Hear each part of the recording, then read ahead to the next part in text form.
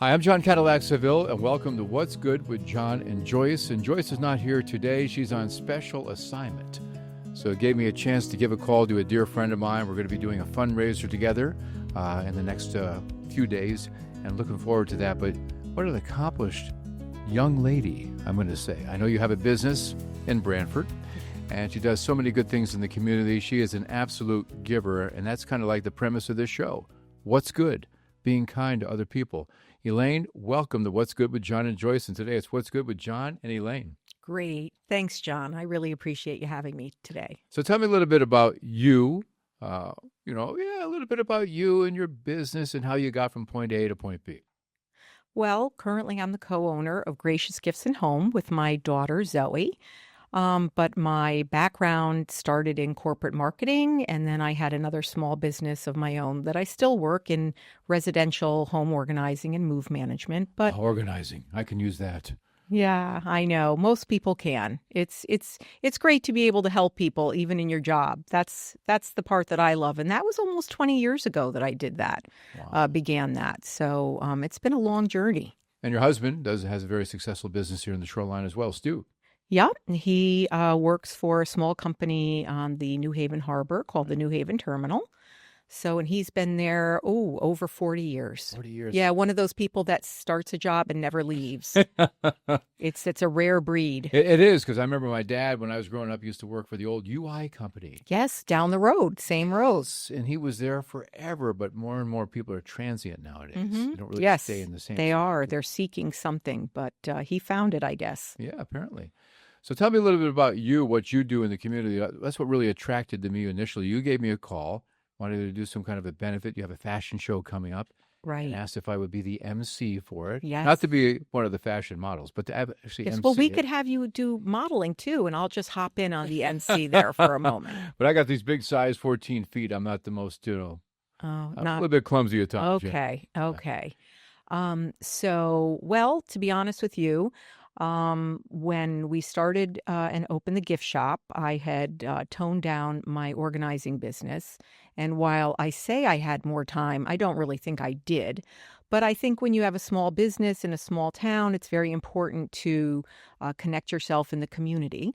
And I've been living in Brantford my whole life. And so certainly I'm connected to my community in a variety of ways.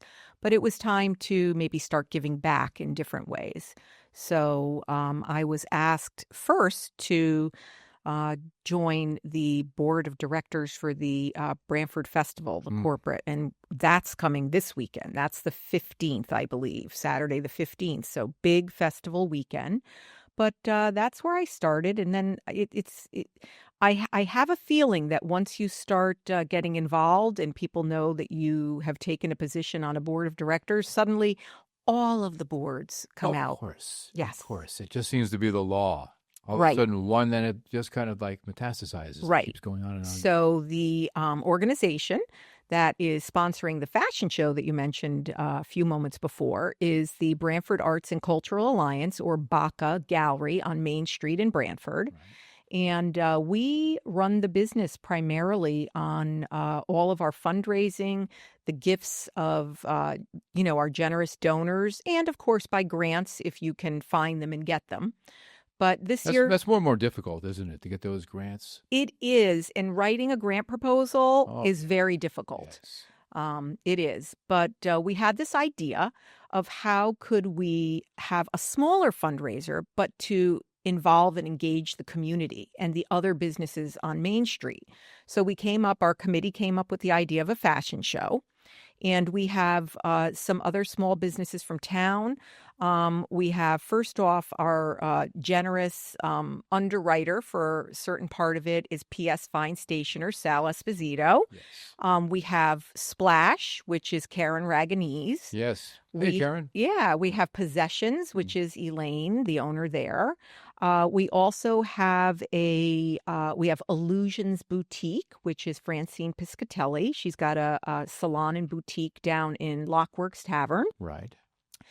And the last one we have is actually out of North Haven, but it's camouflage clothing. And someone had a relationship with them, and we figured, why not? Sure. You know? Yeah, exactly. So it's taking place at the Pine Orchard Club on Sunday, June 22nd at 4:30, and we've got quite a few tickets sold, but I think it's going to be a fantastic event. Go, you see local models. All of the models are local from Branford and the surrounding areas. So if nothing else, you have an opportunity to come out, have some good food, good music. You're emceeing our event for us, and to just have a nice, relaxing afternoon watching the fashions. It seems like a lot of fun. And Pine Orchard, I do a lot of weddings and parties there Mhm. as well. It's just picturesque down by the water. Absolutely. But I love the fact you're doing something with the community right now and doing your part to kind of spotlight a lot of these businesses, because since COVID, a lot of them have been hurt. Some of them haven't really bounced back the way, they like to in many, many cases. And I like the fact that you're doing your part, because this is something not just local, but even across the country.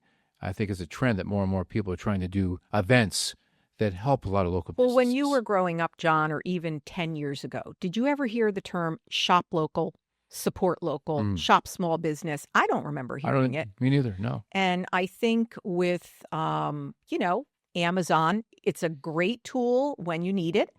But if we continue with buying online and not even going into the larger stores in our town, you're going to see, there just won't be any small businesses anymore. And there is room for both, as we all know. There is room. Absolutely. We can coexist with each other. Yes. But you're right. When my wife and I decide to go to a restaurant, we're going local.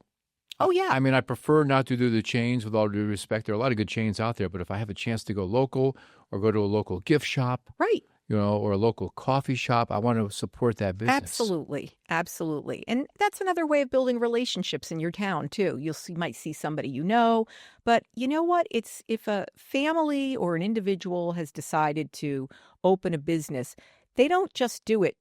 Matter of fact, I don't think many people do it to make money. They do it because they have a desire to be in their community.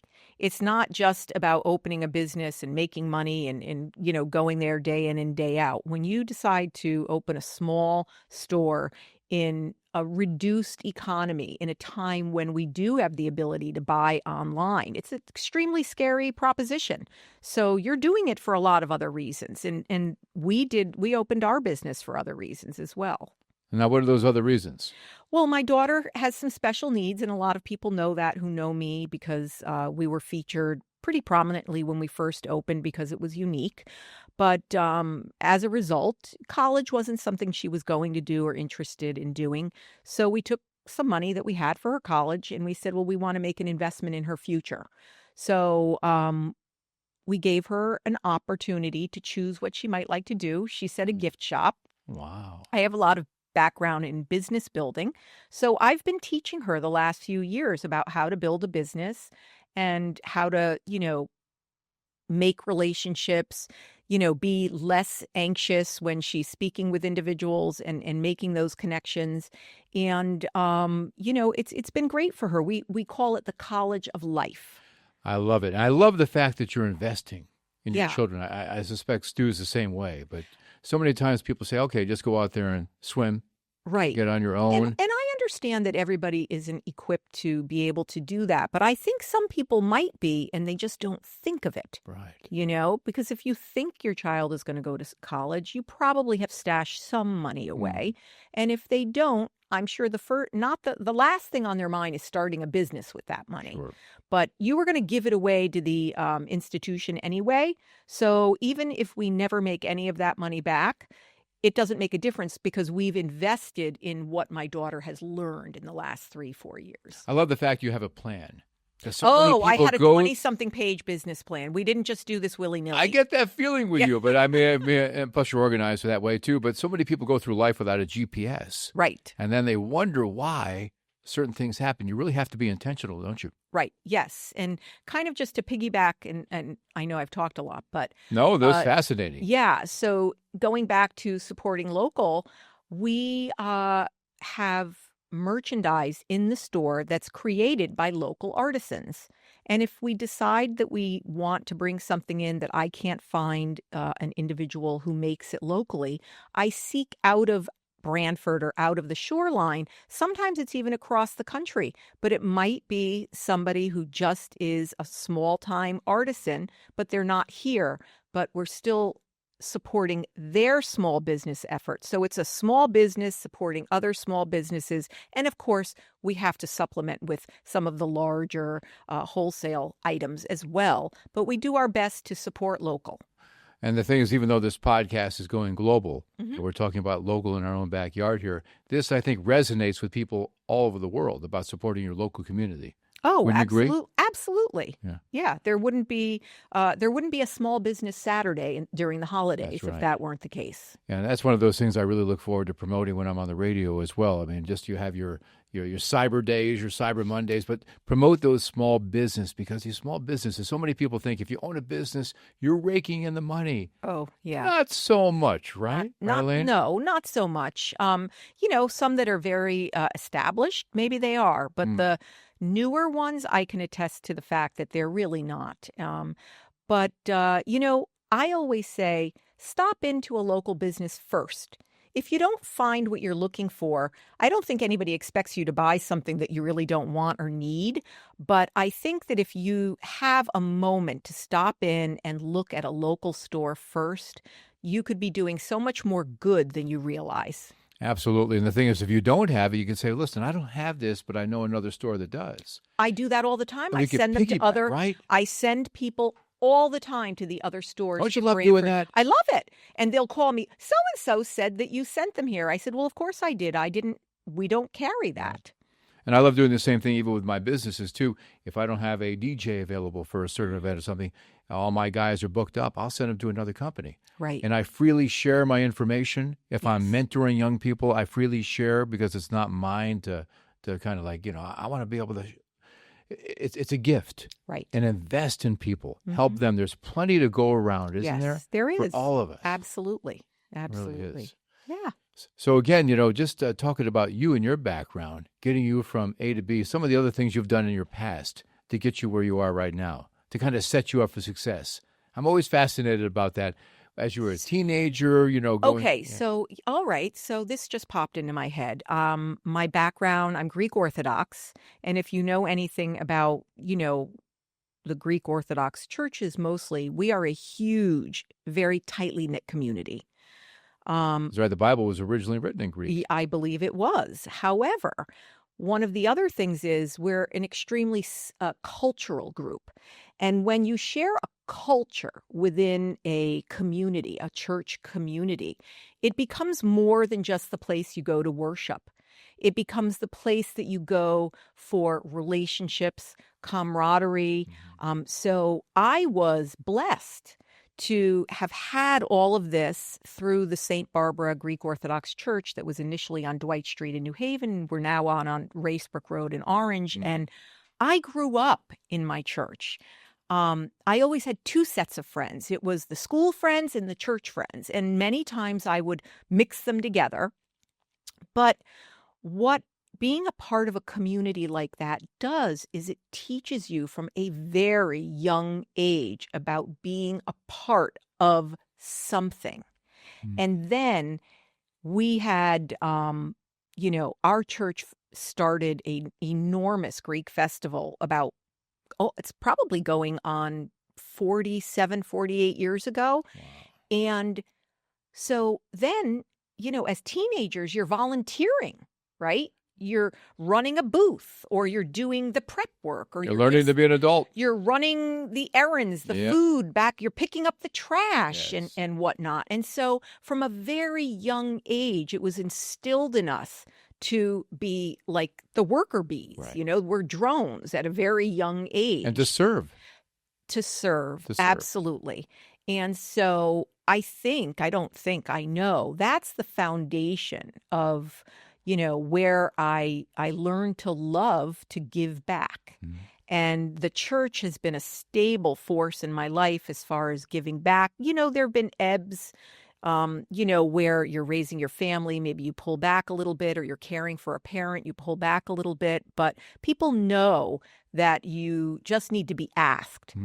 if they really and truly need your help when you're not right there giving the help. There's no better feeling than giving. We do that each and every week with our church as well. We just had Serve Our City recently, Mm-hmm. and in the town where we're broadcasting from now, and it was just so cool to bring people together and the lessons. Right. When you get families together, like you were saying with what you do with church, you have grandparents working alongside their kids and their grandkids. Absolutely. And you learn also what you're gaining from working alongside grandparents or individuals who are far older than you and generations of people. Well, now you're learning the recipes, how to cook, how to culturally dance. We're all taught to do. Well, that's something I'm still trying to learn. Yeah.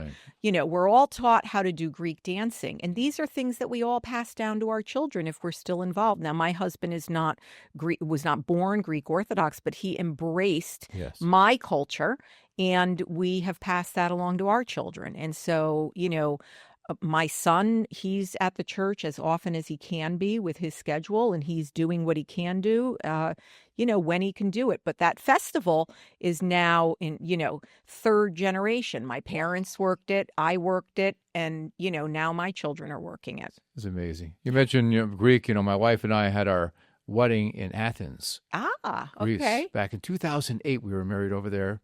Beautiful, right? Yeah, it's just beautiful. The people are so wonderful. That's where I had my first taste of gelato. Oh, okay. Some of the best gelato. We didn't invent it, though. No, I know you didn't. But I had some of the best gelato to this day. Right. Even though you didn't invent it. It was just amazing. The food over there is so good because you don't have the extra preservatives in it. The food Phenomenal. in most of Europe is great. Right. But Italy, same thing. Italy, yeah. I mean, in most of Europe, you're going to get outstanding meals. But in Greece, absolutely, yeah. Yeah. Let's talk a little bit about your travel, too, because we were talking yes. before we went on air today about travel. You said, I love to travel. I love to travel. Yeah. So when I was in college, my first semester, junior year, I begged my parents to be able to take a semester overseas in London. And they had no problem agreeing. I did my best to make my contributions, but so did my family, you know? So we made it happen. And while I studied for about 6 months in London, I had the opportunity to travel to quite a few countries on weekends or breaks and whatnot. And I just fell in love. Wow. On weekends, you get to travel the country. Yeah, right? It's so easy. Oh, you get on a bus, you get on a train, and it's like us going, it's like us going to Florida, right? And you're in a whole other country. So throughout the years, I've maintained my travel. 2 years ago, I went to Thailand with a college friend of mine, and I just got back from 2 weeks. We went with the same friend. We went to Prague in the Czech Republic. I was watching vicariously. My wife Patty and I. Oh my God! That trip was so Vienna. beautiful. We went to and the Vienna. Architecture and the structures, amazing. The churches and the buildings. And surprisingly, Budapest in Hungary turned out to be my favorite city of the 3 that we visited. Wow! Which now you I say didn't surprisingly, why? Well, I had no expectations for Budapest. I hadn't taken the time to really look into it, but that's a very common trio when you travel and you do just the cities primarily. Right. It's a very popular trio of cities. Prague was beautiful. Yeah. Beautiful. The architecture, I don't know if you know this, but Prague was one of very few cities that was not destroyed in any way, shape, or form during World War II because Hitler loved Prague. Never heard that. So while they came in, everything they preserved. did the same thing they did everywhere else, but they destroyed nothing. Wow. Yes. So that's one of the reasons why it still stands and still looks as beautiful as it does. Now, you've done a lot of traveling. Your favorite place you've ever been? I know it's tough, but if you had to pick one place, you could only go one more time, where would it be? Not because I'm Greek, but Greece is amazing. I've been 3 times. Uh-huh. And every time I say, I don't need to go back, I've seen enough. I haven't even seen a fraction of it. My last trip was many years ago. 3 weeks, traveling the whole country by car with my son and his cousin and my cousin. What an experience. And we went from the islands all the way up to the northern... Mykonos and all those places. Right, to Thessaloniki. And I didn't realize how diverse the topography and the areas of Greece are. Yes. That the dry areas, the mountainous areas, the beaches, the coast, the islands, you can almost never see enough of it. Yeah. Yep. That's my favorite, but there are a lot of exotic countries out there too, so it's hard to pick, My favorite city, though, still is Istanbul in Turkey. Really? Love it. Wow. What do you like so much about it? It's clean. Yeah. It's very clean. It's like parts of Canada when I've been up there. Very clean. It's like they vacuum the cobblestone. Really? With one of those like big industrial vacuums you see in your high They really school. do that? Oh, yes, they do. Wow. And the food is outstanding, and the city is just probably one of the most unique cities I've ever. The people are real friendly? They're fine. Yeah, Okay. It's not that they're not friendly. It's, as you know, there's an enormous cultural difference between, Muslim and American. Sure. And so there's no hostilities. I think it's just that I don't know that it's like going into another country and people are walking up and saying hello and how are you and everything, but no issues whatsoever. I would recommend any person having the opportunity to go there once. It's like over in Iceland. Everybody's so friendly. I've been there. Yeah, I Love it. I just had a buddy get back from Iceland recently, and he said, it's worth it. I've never been there. It's on my bucket list, but he says, John, you need to get there. He was there for 10 days. Yep. And loved it. He said it was a different weather system every day. Most unique place you may ever get to. Really? Of any place, huh? Of any place I've been to. And you've been to a lot. Yeah. And we had this wonderful tour guide when we went to Iceland. And what I loved the most was he must have had 6 master's degrees in a variety of things. But he said, as we were traveling along, he says, you are looking at the bottom of the ocean floor right now. And as soon as he said that, you started looking at everything differently because, Iceland rose up from the bottom of the ocean floor. Right. Yep. And it's very geological. There's almost no green anywhere. One of the reasons eating in Iceland is extremely expensive. You mentioned fresh and everything. Sure. Nothing is fresh there. Everything comes from everything that you eat comes from someplace else. Right. So it was still good, right, and it was fresh, but it was expensive. Now, where else would you recommend? Because I'm trying to put a bucket list. I'd love to get to Ireland. I've been to Ireland. It's beautiful. Yeah, Ireland. I talked to so many people that have been there. They said just with natural beauty. Natural beauty. Incredible. Yep. It's cliche, all the shades of green, right? Sure. But, Italy is outstanding. I like the older countries, the countries that really have, the ancient history. And when I go, I'm not going just to look. I want to be there, right in the front row with the tour guide, and I want to hear everything, and I'm the one you want to absorb it all. I'm asking all kinds of questions. That doesn't surprise me. No, but you know what? Everybody else learns while I'm learning. I think it's great. So, but one place I know that you're spiritual. Israel is amazing. I would love to go to Israel to follow the stations of the cross, the 10 stations. Yes. It is about as moving as anything you'll ever experience. I've heard that from so many people, Elaine. Right. And it's just so sad that there's just so much disarray over there. Yeah. Where Jesus, walked and came from. But that's another story. But we just we pray for that region. Right. But a quick comment about that. I was in line to stick my arm in a hole that is where Christ's cross was found. And, somebody behind me is talking to his wife and he says, how do they know that's where the cross was found?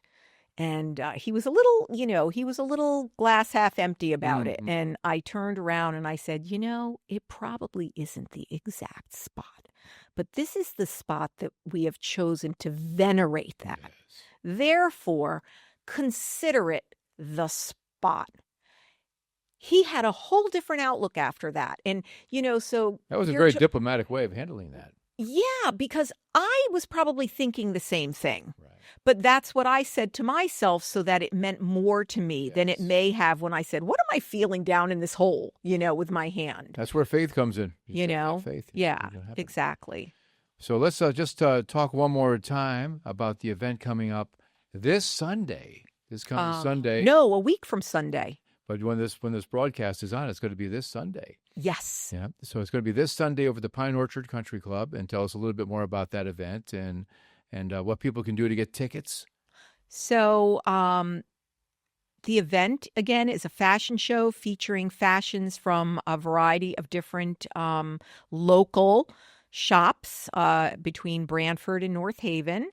And we have a lot of local models who are going to be showing off their stuff. And we have shoe designers and local jewelry designers, and they're providing the accessories. But they're Branford people who have either designed or, actually made those accessories. It's at the Pine Orchard Club from 4:30. Love the Pine Orchard. Yep, to 7.